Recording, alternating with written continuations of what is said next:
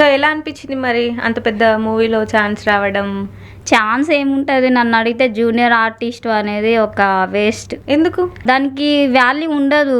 ఎంత స్టడీ చేసి ఒకరోజు వెళ్ళినా కూడా కొంచెం వల్గర్గా చూస్తారనమాట. దానికి వాల్యూ అనేది ఉండదు. నడవడం అండ్ ఒక 400-500 ఇస్తారు, అంత ఎక్కువ ఉండదు.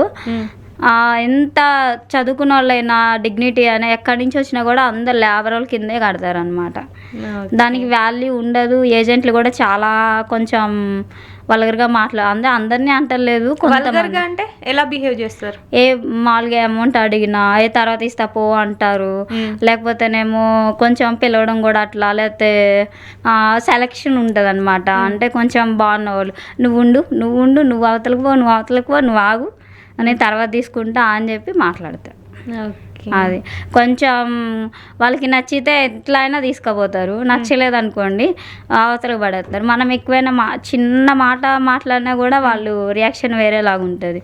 అస్సలు వాల్యూ అనేది ఇవ్వరు, వాల్యూ ఉండదు కూడా అక్కడ. నన్ను అడిగితే సపరేట్గా జాబ్ చేసుకోవడం బెటర్.